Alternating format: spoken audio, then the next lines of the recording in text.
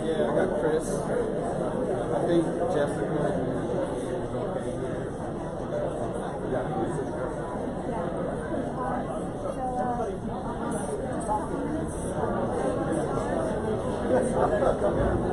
I'm just not going to have it tonight.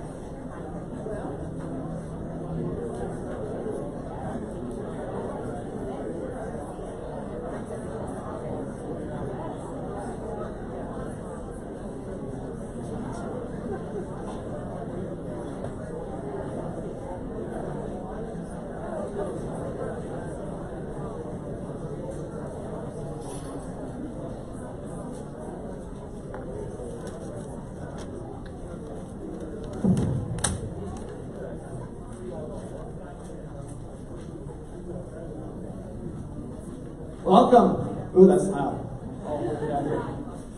I heard that Mayo meetings had a lot of people at them, and I'm glad to be here at this one. My name's Stuart Pittman. I'm the newly elected county executive of Anne Arundel County, and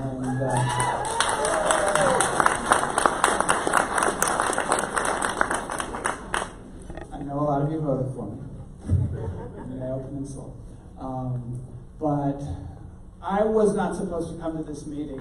And actually, some people thought I probably shouldn't. But here I am, because if I go for more than 2 or 3 days without a community meeting, I feel a little bit lost. And I wanted to be here to hear what people had to say at this one. Jessica Hare, would you stand up also? Jessica Hare is your newly elected county council representative in District 7. So we're working together with the new county council. And I think it's a good council. I think we're going to be able to get a lot done. And really, all of us, I think, were elected, whichever party we came from, we all campaigned on limiting growth and development in this county, that it's gotten a little out of hand. And I think Jessica and I both agree that out here on a peninsula like this, we need to be very, very careful about what gets put in and make sure that the infrastructure is there for anything that gets put in. But I want to talk a little bit quickly about the subject of tonight, which is Beverly Triton Beach Park, is what its current name is. And I came out on Sunday because I had driven by a lot, but I had actually never been out into the park. And I walked around, I went down to the beach, walked up, went over to the pond, took the trails back. Most beautiful pond I've ever seen in my life, I think. Really an amazing, amazing piece of property. Then I called Virginia Claggett, who I know well. She and my father worked for years on limiting development in South County, and she was the treasurer of my campaign as well. She was on the county council and then a delegate for many, many years. And she told me the story of Beverly Triton. She said it was the very first thing that she did when she was elected to the county council was she noticed that there was this huge chunk of money to put sewer and water all the way out at the end of the peninsula to Beverly Triton. And she got enough council members to strike it from the budget, and they found out that had not actually been presented yet, but there was a plan for major development on that site. and the developers then promptly took her to court and claimed that she was being arbitrary, and they won and ended up acquiring the land to turn it into a park, or to turn it into something, to preserve it, to prevent it from being developed. So I grew up on a farm in South County, and my father always told us that you pass land on to the next generation in at least as good condition as you found it, or better. And as I was walking around Beverly Triton, I kept thinking about that, and about what could be done to make sure that this land is passed on to the next generation. It's an interesting case because it didn't used to be that way. Usually, I think when you develop land, you can't turn the clock back, and we turned the clock back on this land. I mean, this book has pictures in it, book by Laura Lutz, probably in the room, Chesapeake's Western Shore Vintage Vacation Land, and it has pictures of Beverly Triton Beach with thousands and thousands of people on it, and very developed, and some of the ruins are still there. And I think it's amazing that the land has come back the way it has. So my concern as a county executive is the future of the land for the next generation. And what I saw when I was out there was a beach, not a very big beach, and a pretty fragile bank next to the beach, and trees falling into it, and water, and then a pond, a lake, whatever you want to call it, that was pretty pristine and beautiful trails. So that's my number one concern. When I think about passing the land on to the next generation, I worry about who might be elected county executive in the future, and who might be on the county council in the future. And I think back on other properties where the county acquired them and then sold them when they needed money. So we have the Navy Dairy Farm that's owned by the Navy right now, and Anne Arundel County is leasing it for $240,000 a year, but doesn't really have much going on there. And so there's still development pressure there because we haven't done anything with it.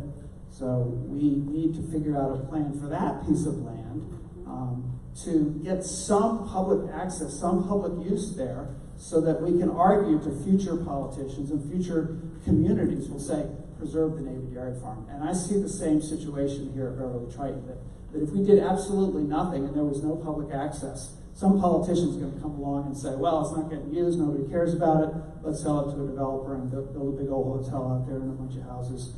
I'm not one who thinks that nothing should be done there. Obviously, it's open now. People are using it. I've looked at the plans. I've looked a little. I haven't seen everything that's going to be presented tonight, and I'm looking forward to seeing it all, and I'm looking forward to hearing what people have to say about it. But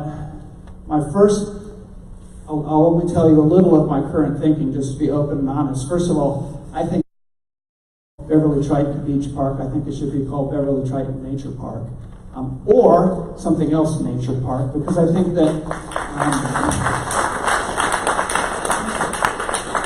that's what struck me when I went there. And I think when people want to go to a big beach, it ain't a big beach, it's a small beach. There's not a lot of beach there, but there is a beach, and a great place to take some kids and go wade in the water a little bit.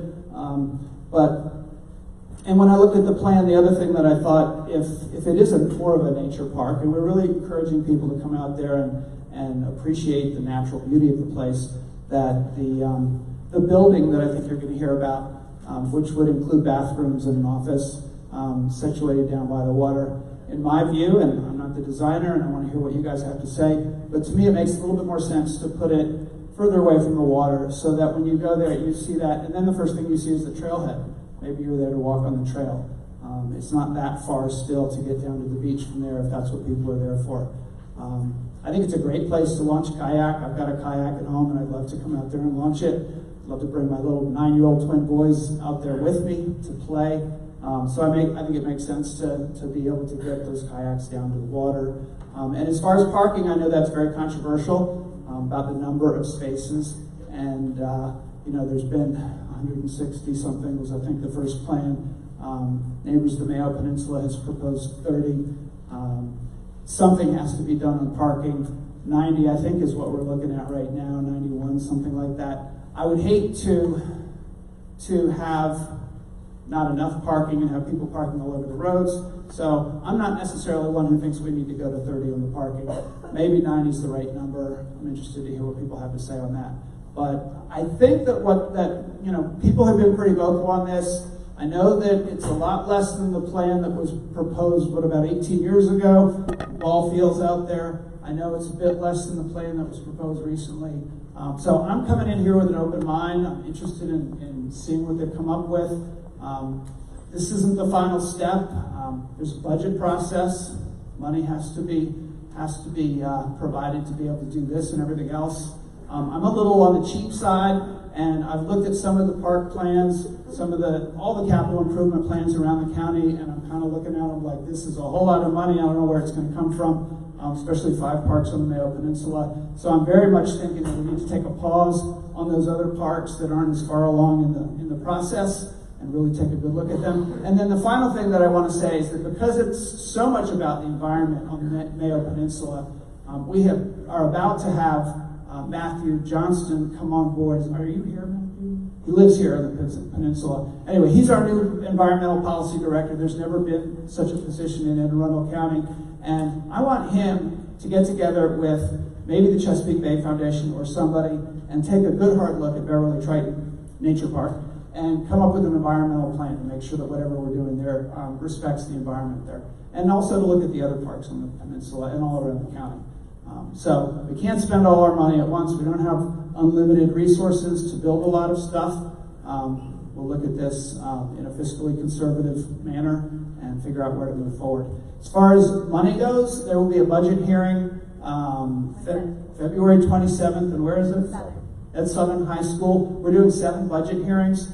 I encourage you to come. Jessica Hare will be there as well.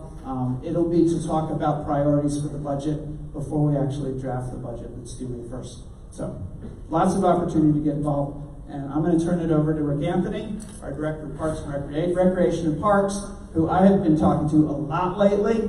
Passionate guy, really cares about outdoor recreation, something I also care about. And we'll see what he's got up his sleeve.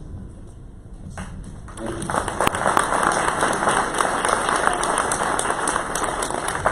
Good evening, and thanks again to our new county executive. It's been a pleasure for him to step right in and get involved, and as you can see tonight, he doesn't mind getting his hands dirty.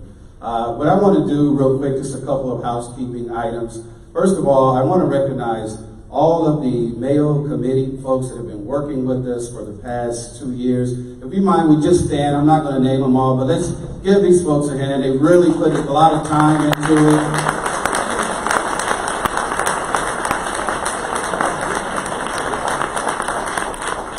Really appreciative of all their efforts. One thing I need to make sure everyone knows, we are live streaming this event, as well as acknowledging some of our individuals here that are part of this. Not all of them will be giving presentations, but they are here for you to answer any questions that you might have. First, I want to acknowledge head of our Department of Public Works, Chris Phipps.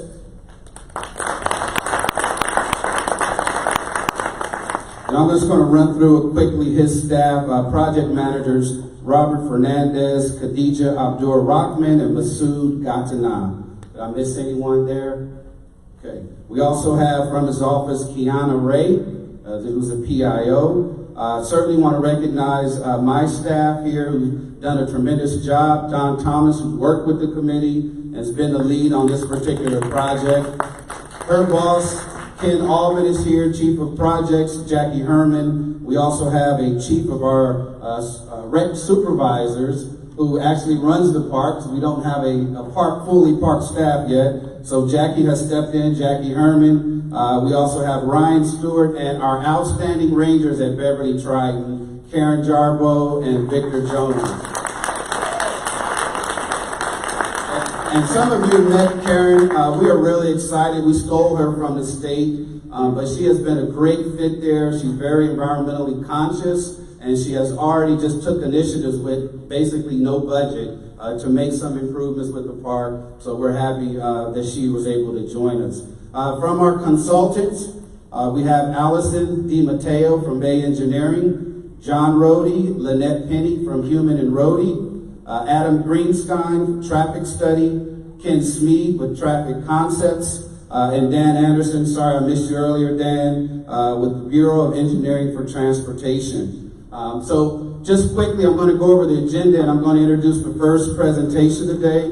We're going to start talking about the shoreline erosion issue and the engineering and design that's going on to fix that problem. And that will be done by Sabir Barharlu and Anna Johnson with Baylands. After that, we're going to have a brief question and answer period. So we're going to kind of do this intermittently where you do the presentation. I know some of those questions are going to be fresh. But just keep in mind that we still have another presentation about the parks that needs to be done. And at the end, we will certainly have question and answer period until 8:30 is when our permits are up for the gym. So we ask that you at least hold your questions during the presentation and let these individuals who've done all this work go ahead and finish their presentation. So, did I miss anybody? All right, well, let's go ahead and welcome up Baylands, Sabir and Anna Johnson.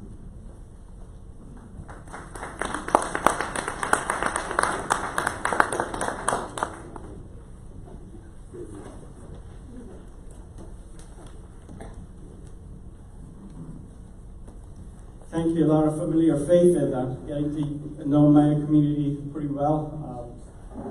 Appreciate to be here. We were hired to deal with the shoreline erosion issues, so my conversation deals with the coastal processes and shoreline erosion, not dealing with any of the park development aspects of it. Bayland, I'm principal at Bayland Consultants. We specialize in land-water interface. Our company does shoreline, does the stream and ecological restoration, stormwater management, and also what's more relevant here is our marine and dredging and shoreline experience. So that's kind of a background for what we are. We were selected by the county to do the design process for the shoreline civilization.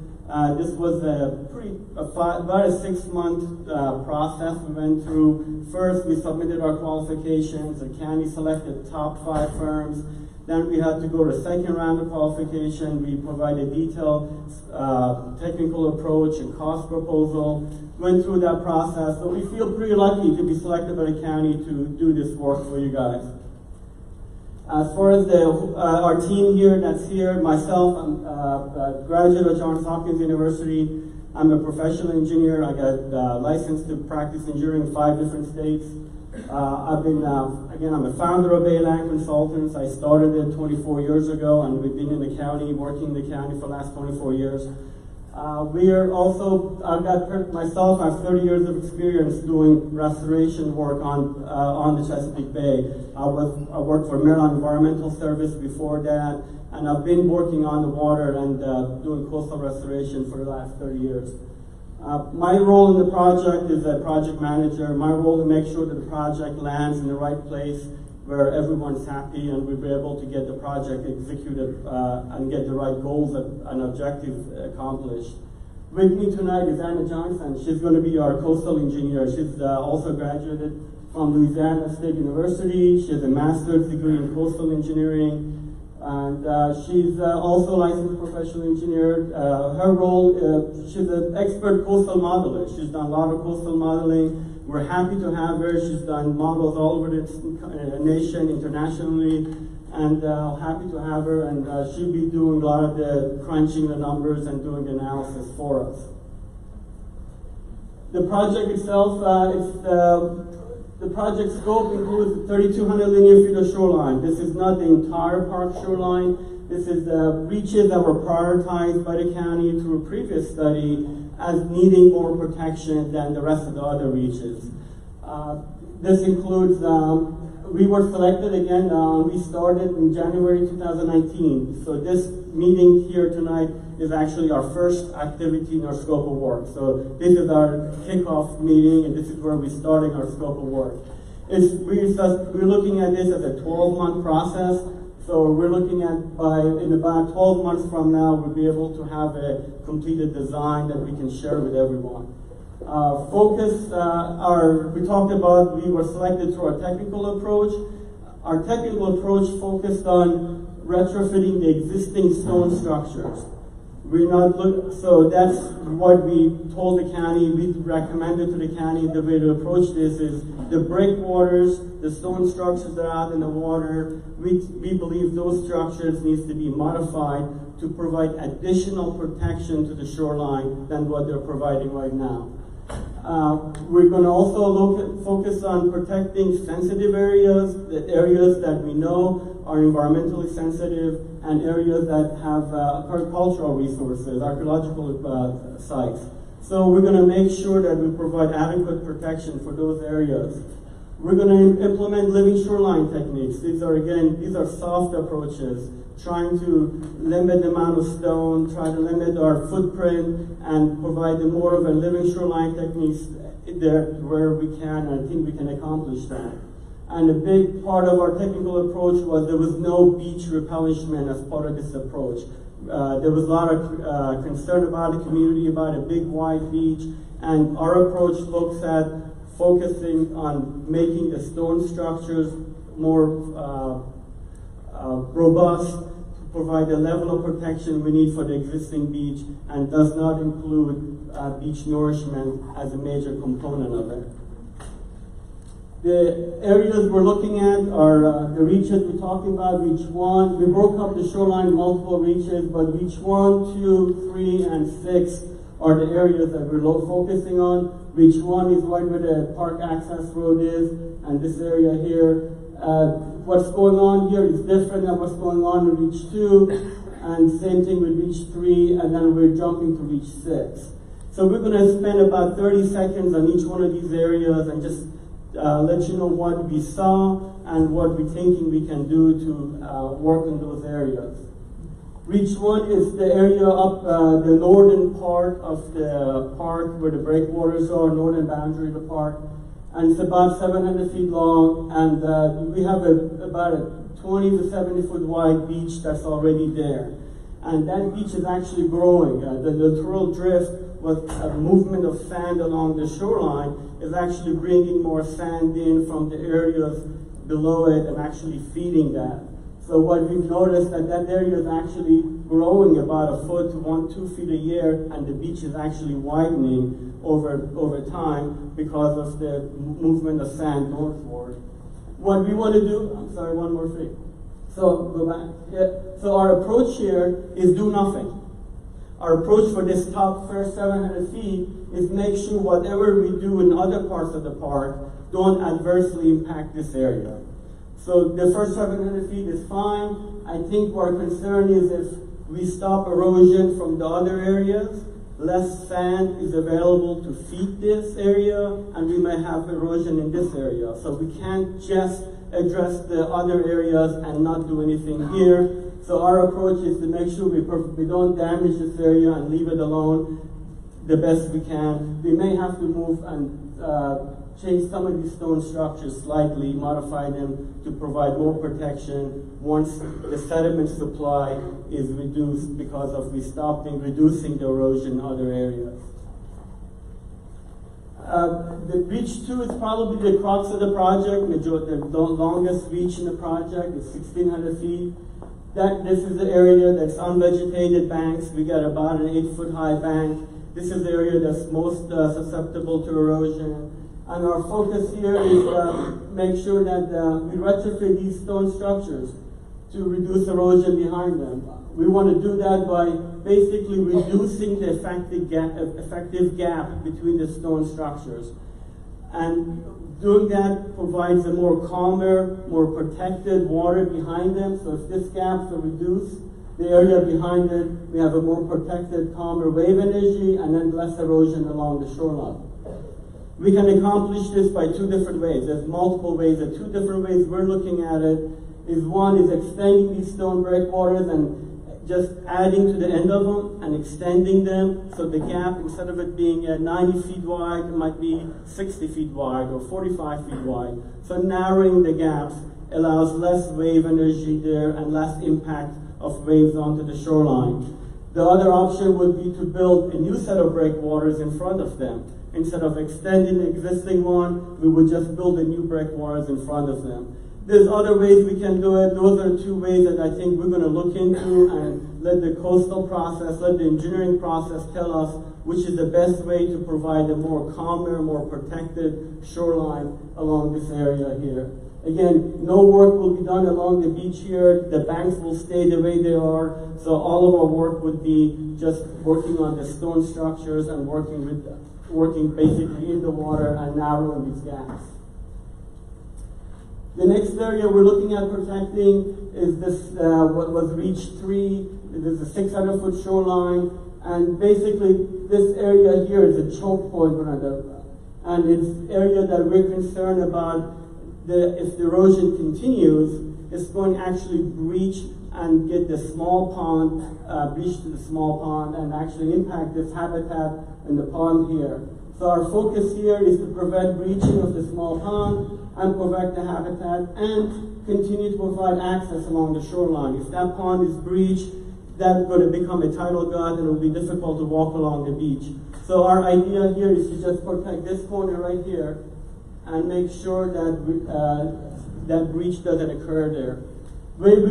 How we're going to achieve that approach is through living shoreline techniques. We're looking at putting small pieces of stone, some groins out there, putting a little bit of sand and marsh plantings.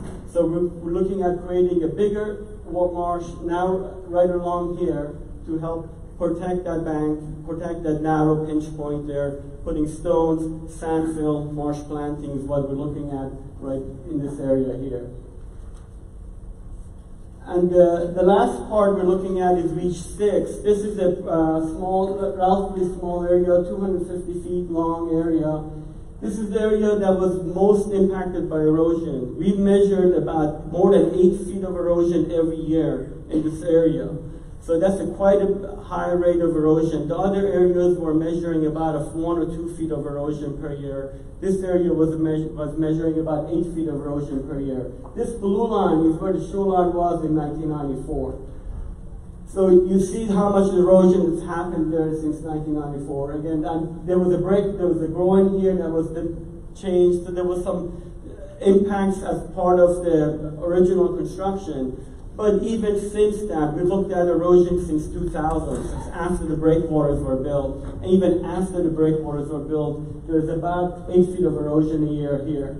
So our objective here is to reduce erosion. All this erosion is actually putting nutrients into the bay. So we're looking at actually stopping this erosion because 8 feet a year is more than what typically we want to see.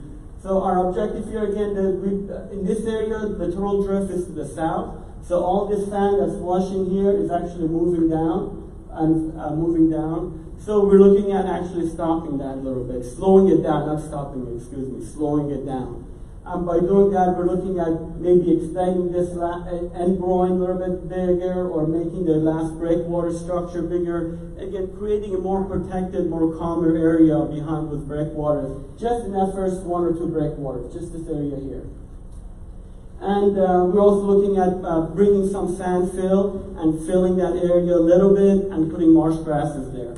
So we're looking at minimal amount of marsh and sand to basically right along the beach there to help protect the newly placed sand to stay there. And again, we're looking at 20, 30 foot long wide marsh restoration area along that shoreline there.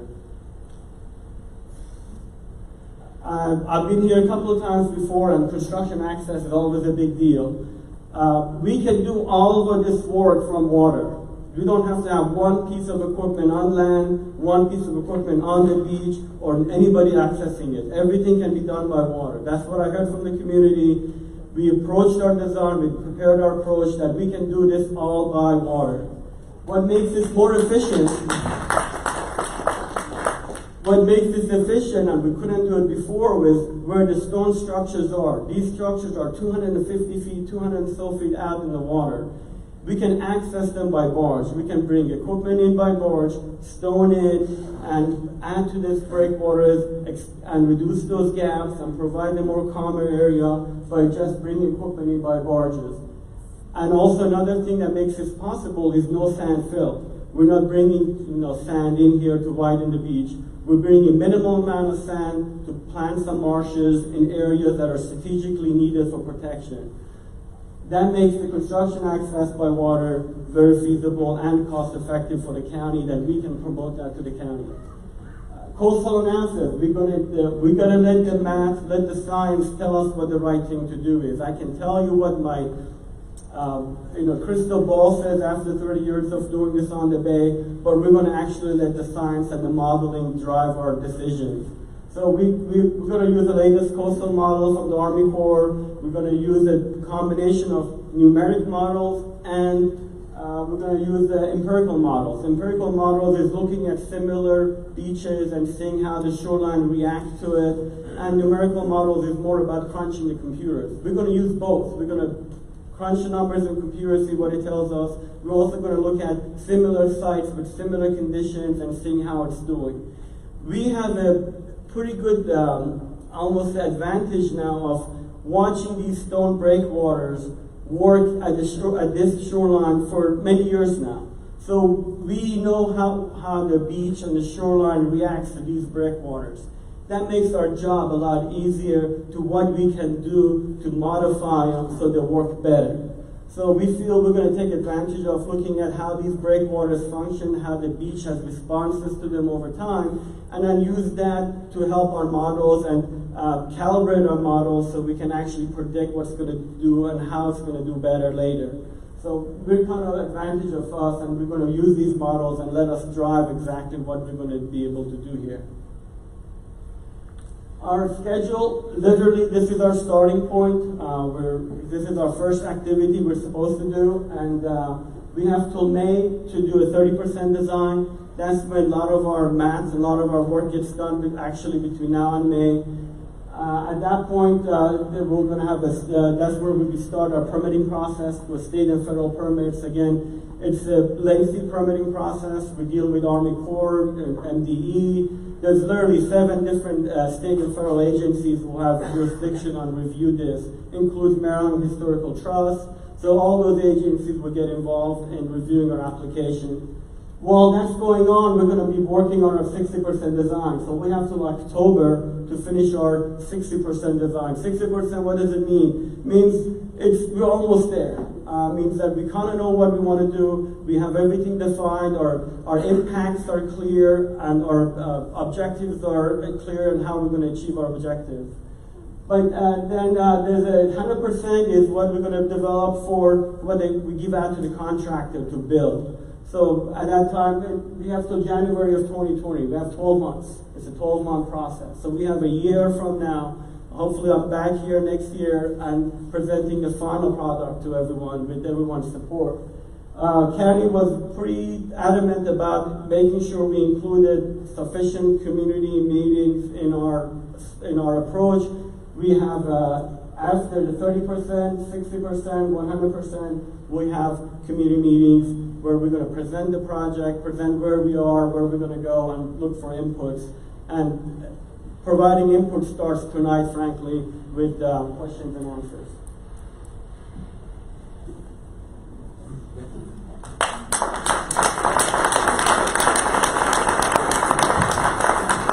We have 2 microphones, so if you just raise your hand, and I'll make sure our staff just gets you into order. Is that working already, Ryan? Okay. Yeah, so quick question. So on beach 2, like those banks are eroding pretty badly. So would these break walls prevent that from falling over more? Because I don't know if that's from bay action or from rain. Prevented, no. Reduce it, yes. I was careful and I corrected myself a couple of times. We're not going to prevent all erosion. Erosion is not necessarily a bad thing. Erosion is a natural process, and that's something that's going to go on. We're going to make sure whatever we build does not stop all erosion, but reduces it significantly. So our approach is that we will make those banks more stable, more protected, but not stop it. And by creating a calmer, more stable wave climate behind it, we feel like over time, those banks, the erosion in those banks will slow down and become a more flatter, more stable erosion. There are several spots, even in Reach 1, where we said we're not going to do anything. There's upstream erosion that's coming through the park, and those are more isolated areas, and those more deal with channel drainage, certain surface drainage. We are not putting foot on the beach, so none of that is being touched. We're not addressing that as part of it. This is a coastal process about addressing the coastal. We feel we're going to address the majority of the issue by addressing the coastal processes. Some of those isolated erosion from the gullies, from the ditches, and ongoing surface erosion along the left of the bank, I think that will go on at a slower rate. And just how high are these breakwaters going to be? About the same height as what's there, or lower or higher? A crystal ball tells me same height, but I'm gonna let Anna do her job and earn her pay. I think that this is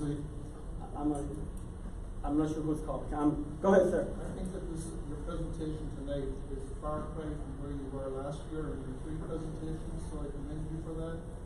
The one thing that I think that you should give serious consideration to is doing something around the midden on an emergency basis, because with this plan and getting it approved, that midden could be gone by the time you're ready to break ground. Unless something is done right now. The trees are all completely undermined, and there's no beach left there, and it's a significant archaeological site.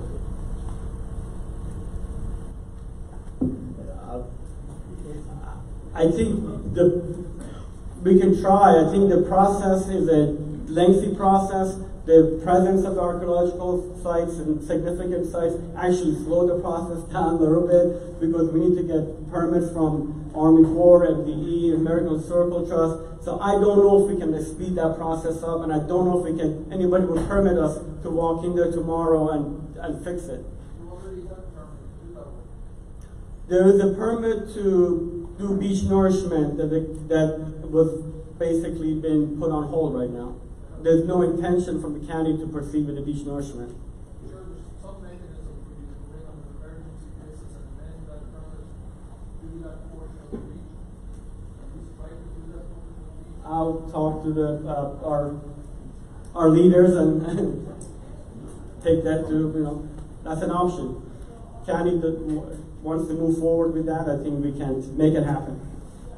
The current revetments that's there now, the current revetments that are there now, who was the designer of the current revetments that?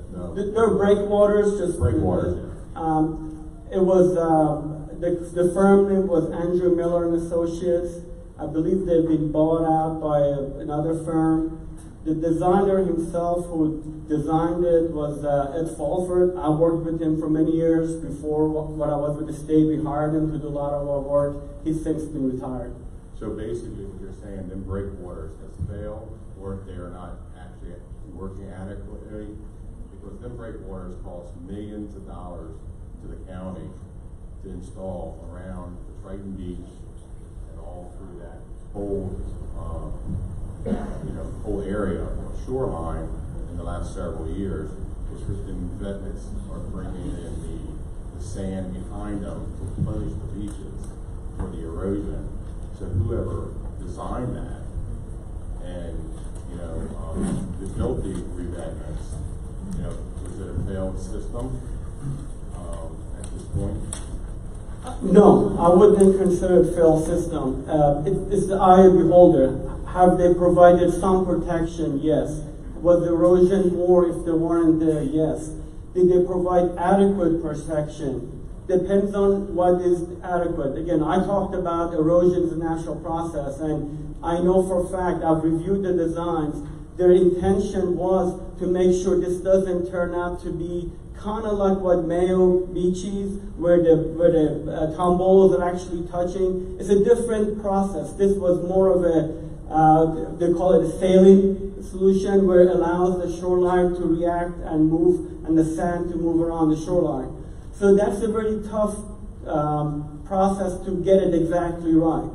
I think also the design called for a beach replenishment to occur on a more of a routine basis, and that hasn't occurred.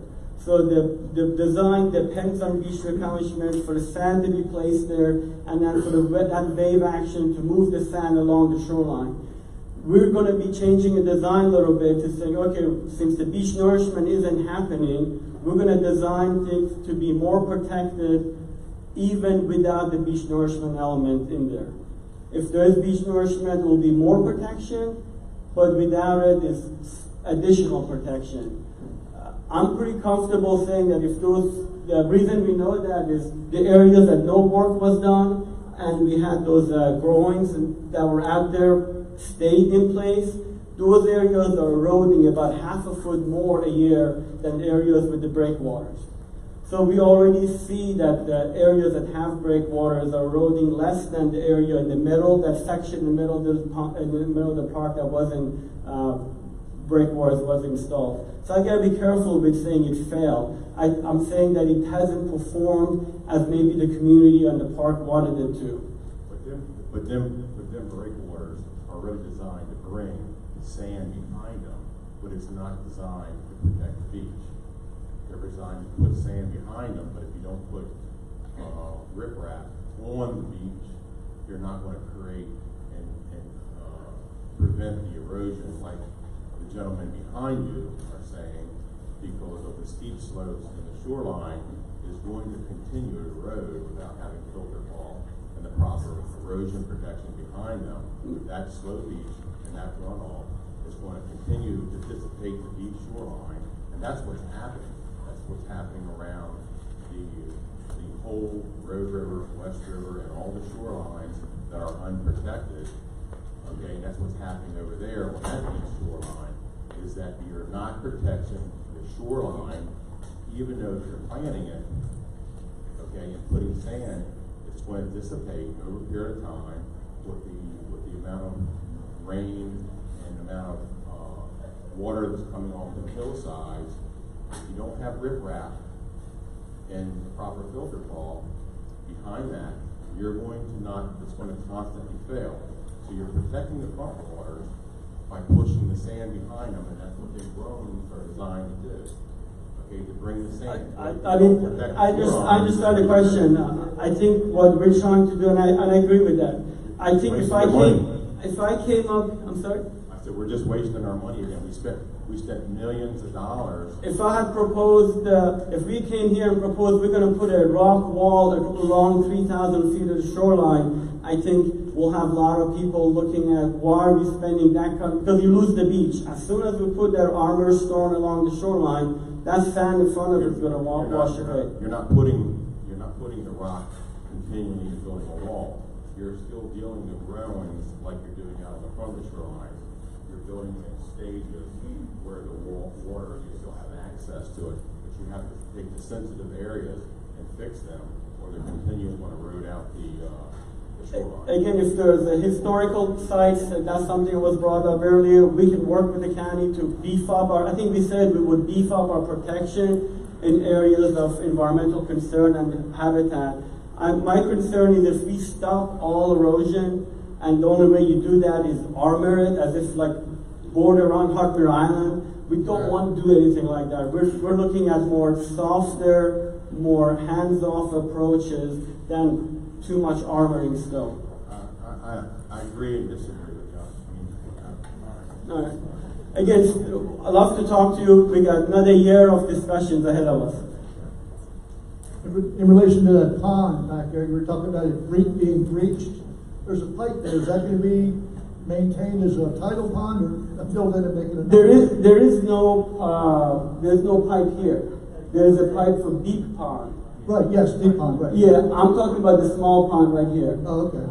And there is no asphalt maintained. That's not going to be filled. In other words, so it'll be maintained, right? What we're looking at about a couple hundred feet next to it, right here where the laser pointer is. Mm-hmm. That's the area we're concerned about breach. So we're only going to looking at putting a small breakwater in front of that area, putting sand and marsh plantings. And again, we're talking about 50 feet right along here, 100 feet right along here. We haven't done the design, but we're looking at the minimum amount of rock we can do. Again, we're looking at hands-off approach. This is about minimum we can do to protect that. And there are narrow areas that are concerned that 10, 15, 20 years from now will be breached, and we won't be able to walk along the shoreline there. So there'll still be a tidal pond, you know? It will stay exactly what it is.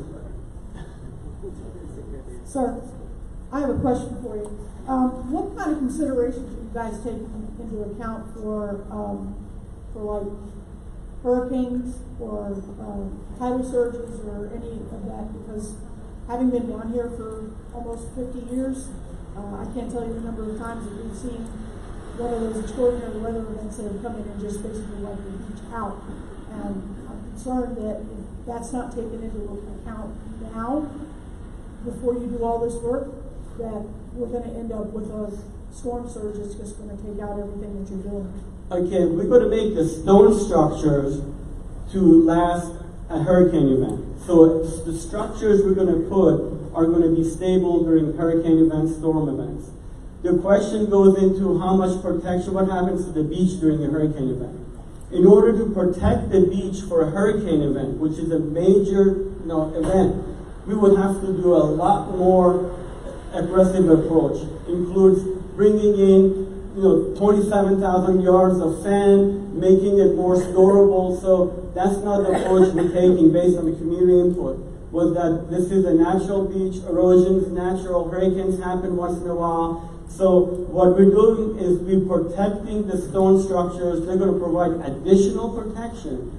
But if the design is to provide protection against a hurricane event, one every 100-year storm that happens twice a year, that is not our design approach. That is not what we're trying to do. What we're trying to do is provide more of a natural shoreline, a natural beach. Now, over time, the beach behind the structure should grow. They should do a better job of creating a more protected, calmer area. But to stop it, again, I'm making distinction between limiting impact, reducing erosion versus stopping it. So whatever we do is going to reduce impact, it's going to limit erosion, but in order for me to stand here and say we're going to stop all erosion, this is not it. This is too much of a hands-off, more natural, low-key design to say we're going to protect against a hurricane event. It will reduce their impact. It will help, and none of the stone structures we're going to build are going to be the damage of our hurricane event. So, From what I understand of your plan, and that makes sense, but having been down here since like I said, what's happening now is where the breakwaters are, those areas are becoming more shallow as the beach erodes and the sandbar creeps out further, and that's fine. But I spent my teens running through that area, putting the nesting boxes and stuff. So there are critical wetland areas there, and those I think are the ones are what need to be protected more than the beach access. So our approach. But these events are not once every 100 years. They happen on average probably once every 3 or 4. I think nor'easters probably impact us the most on the hurricanes, and nor'easters are most drive erosion more. That's more of like a 25-year storm event. I don't want to get into the math of it, but we feel pretty comfortable that we can provide a more stable shoreline here. Of course, the more beach nourishment we do, if we provide a 50-foot wide beach behind it with marsh plantings, that's going to be more resilient to storm and hurricanes than it would be without the beach there. So the ideal solution would be to close the gaps, provide more stone protection, but also do what the original design called for, which was provide a 30-foot wide beach habitat, marsh area at the bottom of those banks to help break down the wave energy and reduce that. That process is more robust, but that includes bringing tons of sand onto the beach, and marsh planting is more hands-on than what we're proposing here, is just reduce the gaps, provide a more calmer environment, and let the beach and the banks to react to this more calmer environment and stabilize over time by themselves. And again, we're not stopping all erosion. We're going to reduce it, and we're going to reduce the amount of erosion and make it a more sustainable shoreline there. We want to be sensitive. We know we have another presentation, so how about we take 2 more? And if you can just hold your questions till the end, we'll try to get them all in before we need to leave. So I know we have this gentleman here, and I think who was first?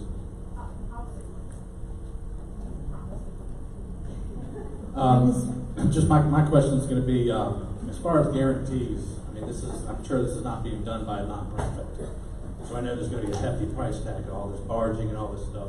What kind of future guarantees is the county going to get from the companies that are doing this, that this is going to remain and stay stable, and that we're not throwing away our money? The second part of the question was, what is the human factor going to be after all this work is done, with all the flow of traffic coming from out of state, in-state, going to these areas afterwards? I start with the easy answer for me. The human factor, again, we're not changing the form, function, or use of the beach. We're not touching the beach. We're not coming within 200 feet of the beach. So that's something that maybe for the next part of this presenter would have to answer.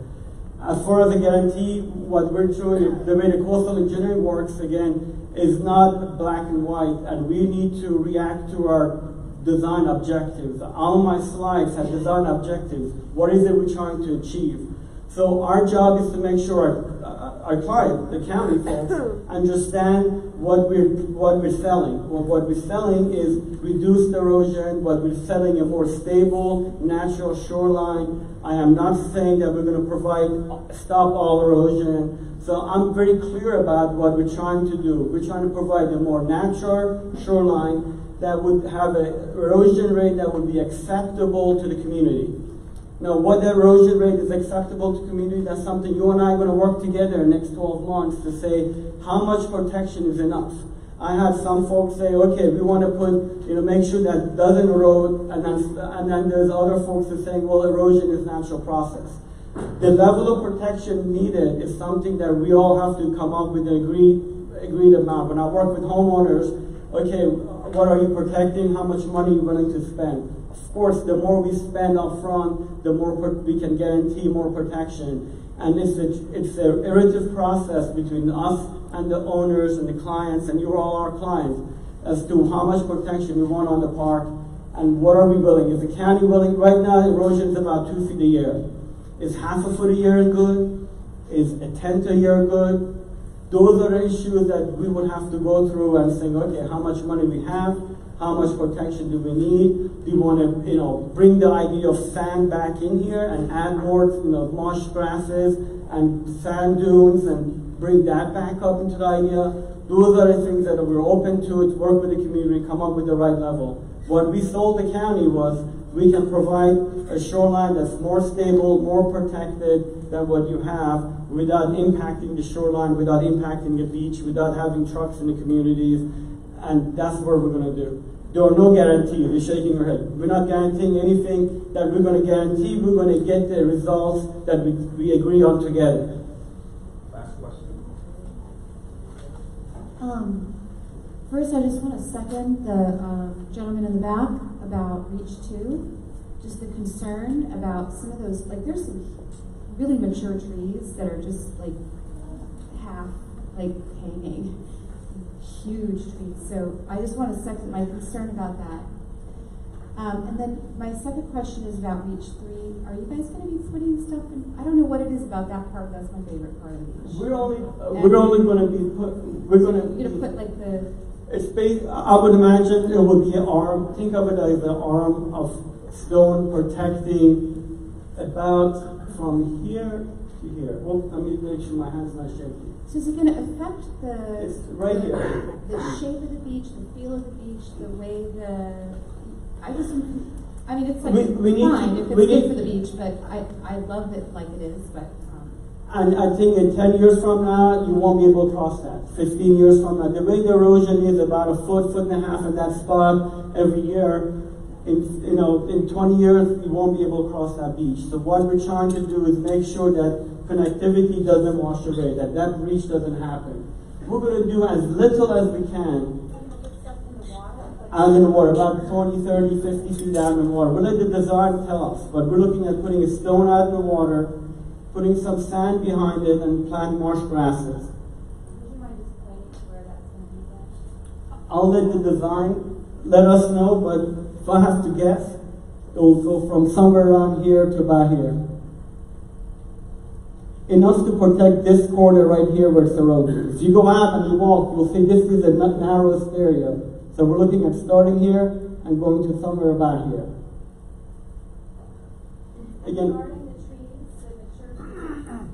trees, the mature trees, the only way we can respond to those immediately would be to get equipment back on the beach and put some sand in front of those breakwaters in front of the beach and protect those. And that's something that's not included in this scope right now. Could you just speak to, like, how does the county see the loss of like, the huge trees like that on the beach? Because they have a certain job there holding things in place too.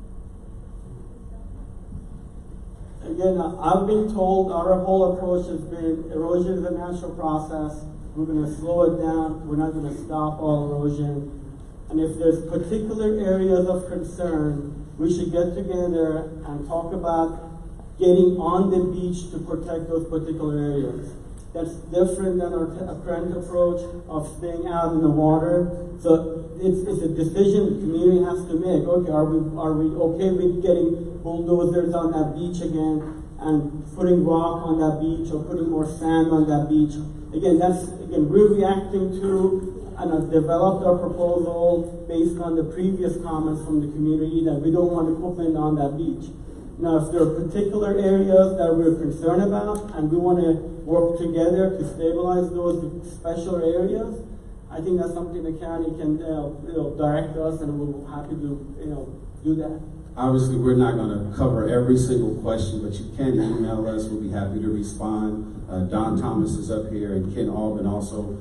We have our card, so if you can take one if you don't get a response. Let's thank Baylands for this presentation. I'm going to go ahead and invite up here in the roadie, and we can get moving on to the next one.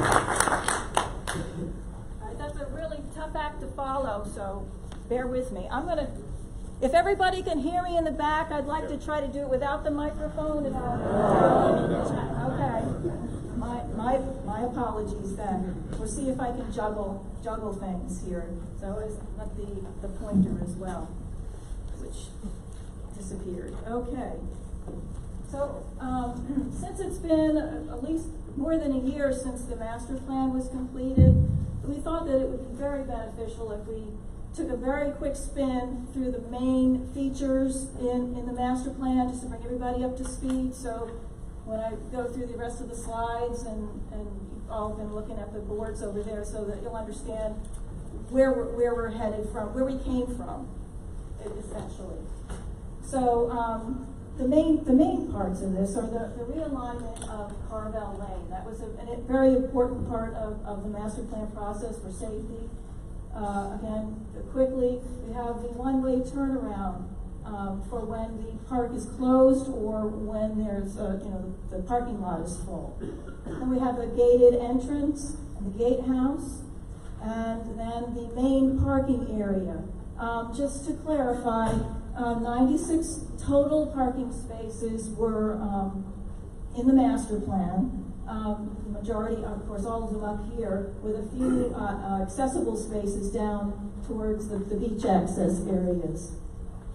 Then we have, just make sure, here, the 3 pavilions were in the plan, one tucked in the woods here, one out in the lawn area by the beach, and another one in the woods here, and then in the master plan we have the bathhouse down in this corner. We have up in the upper corner by the wetlands overlook, and the natural play space area. And of course we have trails that go through the woods, and we have beach access, we have the accessible fishing pier, And then just to scoot over to the big master plan, we have the boardwalk for the beach access in front of the deep pond. So those are the major components of the master plan from December of 2017. So next step. So since the master plan was developed, Human and Rhodey was tasked by Recreation and Parks to take the master plan and begin the construction document process. So what we're going to go through here is what you have are seeing in front of you and on the boards over there it's a rendering of the design level that we are at now, which is about 60% design level. So we also wanted just to point out that the vast majority of all the features in the master plan are reflected in these construction documents, these features that we're going to look at. And go to the next one. And really, just to be clear, I guess on our purpose here is really maybe to go through the things that are a little bit different, so that you understand how things have evolved during the time since the master plan till now. Because in the process of developing construction documents, you get into things in more detail, you get into things more deeply, and you find where things might need to be modified here and there to make them actually work with the actual conditions that we've found during surveys and so on. So we can go to the next one. So we're just going to start at the northern end where the parking area is. And again, the plan is substantially the same as the master plan. But I'm just going to point out a few things that are a little different. We were able to introduce additional islands and larger islands in the main parking area to break up the expansive parking, and to make it more park-like. I also want to point out that we are going to be replacing the chain link fence that's along Triton Beach Road and along Carvel Lane, again to protect the borders of the park, and to add split rail fence along the very front of the parking. All of this to try to discourage use of the park after hours. That's the hope, You try, do the best that you can. That will tie into the gate at the entrance of the park. So let's see, the other things here, we have a dumpster enclosure that's necessary. It will be heavily screened from the roadway. And then we do have the walkway that comes through the main island in the parking lot. And that will have a storyboard that will be dedicated to describing the stormwater management that we're going to be employing here on the site as an educational tool. And I just want to address stormwater management really just very, very briefly. Our engineers looked at all kinds of alternatives for stormwater management at the park. And even permeable pavements. Unfortunately, because the site has such a very high water table and the soils don't infiltrate properly, as described on these plans, gravel wetland stormwater management facilities were really the only option available to satisfy MDE requirements because of those site constraints. And if you all have any questions about that, more technical questions, we do have our civil engineer here who could answer those questions when we come to the question and answer period.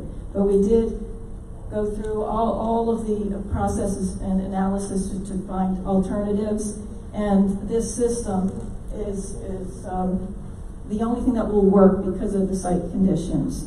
And these are these shallow areas distributed throughout the site that will be planted with wetland plants. So it will become another natural process that can be observed and used as an educational tool as well. Now, over here where the wetlands overlook is in the boardwalk, I think you'll notice that there is a difference between the master plan here. I think the master plan was quite ambitious with the extent of the boardwalk that was proposed to go through this area, but when all was said and done, and as I said, when you start getting into things in more detail, well, because of budgetary constraints, it got scaled down a bit. But by no means is it small.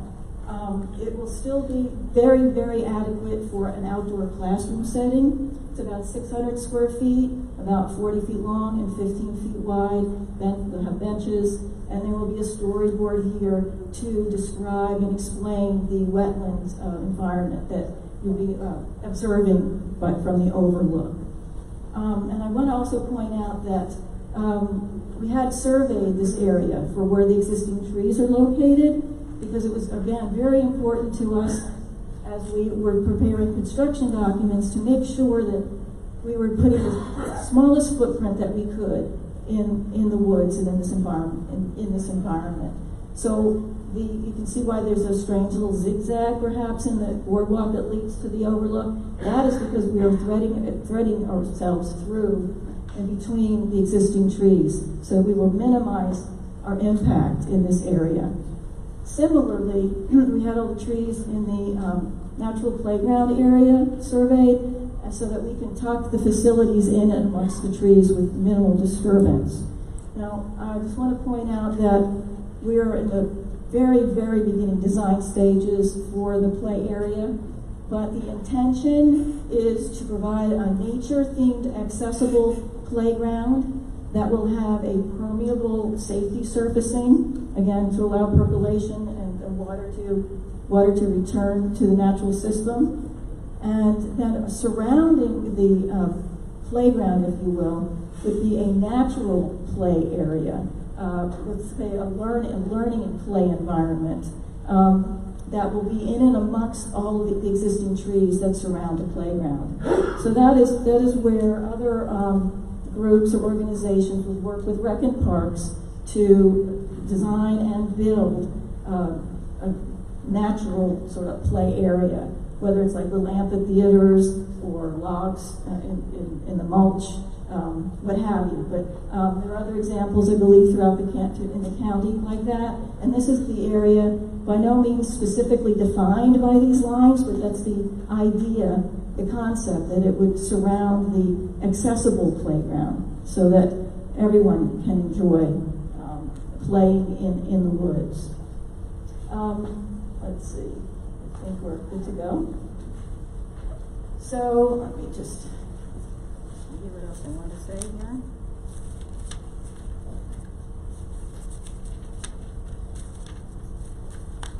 So I'd like to then address the beach access.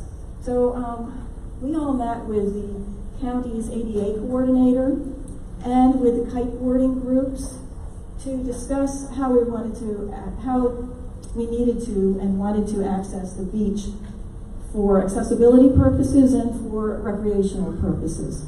So I think you will notice, here's the big difference, is on the master plan there was a large switchbacked series of ramps that went from the end of this end parking lot down to the beach.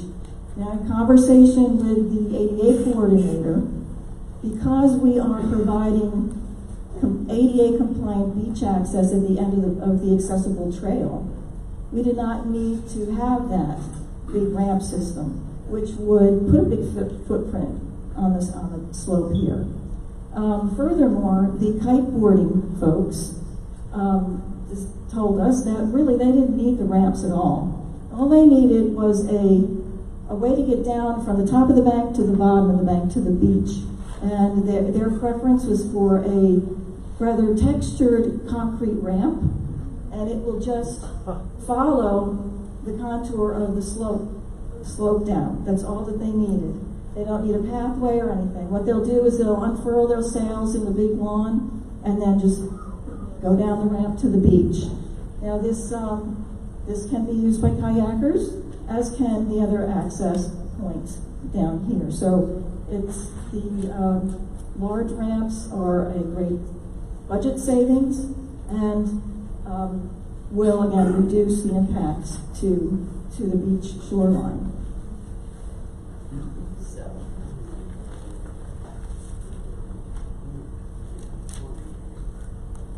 So talk about the pavilions a little bit. It was important again as well, just like the this play space and the boardwalk, that we have as little impact on the existing trees as possible. We all knew that that was very, very important to everyone. The large pavilion will be in that opening that I think if you all have been there, that large opening that's in the trees as you come down the existing access way. There's a pavilion in the woods down here, which on the master plan was closer to the bathhouse. It's been shifted over to an opening in the woods to minimize, again, disturbance to trees. This other pavilion was a little bit more centralized. It was shifted over at the request of the kite boarders so that they would have a larger lawn space to work with.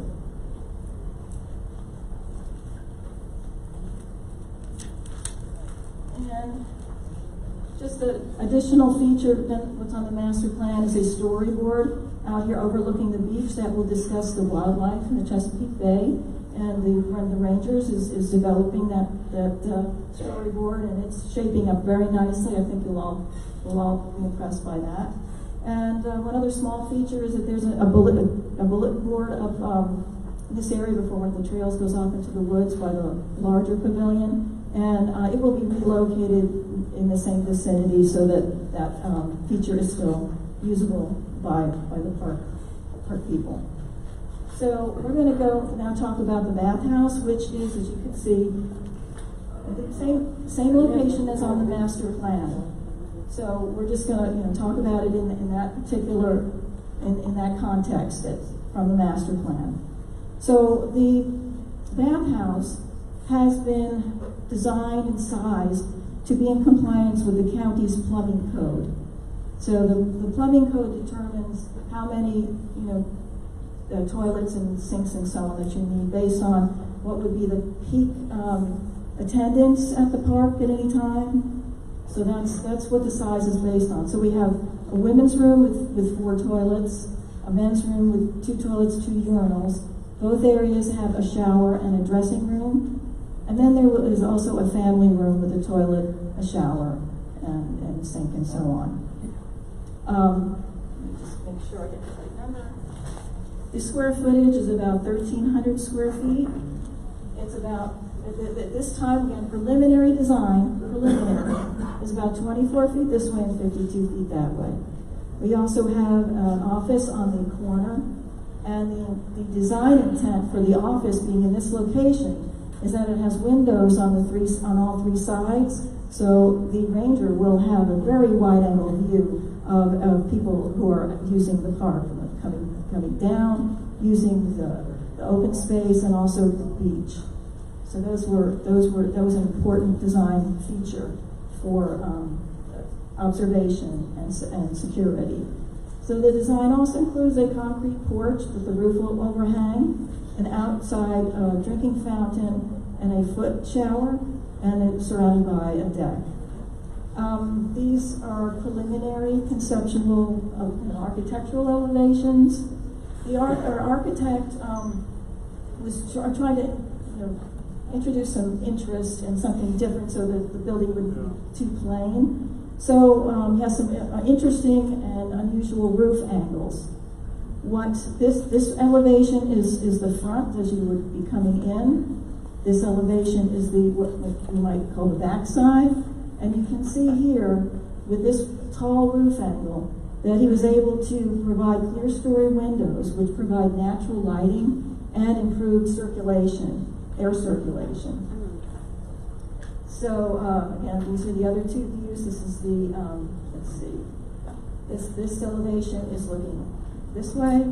This one's looking from the other direction. And again, these are just preliminary concepts as we go along. So next one. Yeah. So just moving on to the other features from the master plan, we have the accessible fishing pier, same location as the master plan. Now, at the time, as I said before, we walked the site with the county's ADA coordinator. And in doing so, we discovered a section of very severely eroded trail.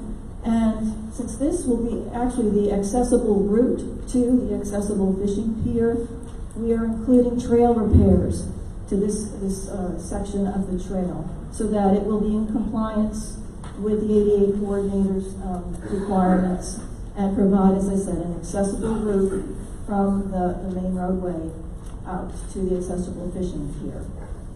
Next. And finally is the section of beach that is difficult to walk across because it's all sand. So to provide a reasonable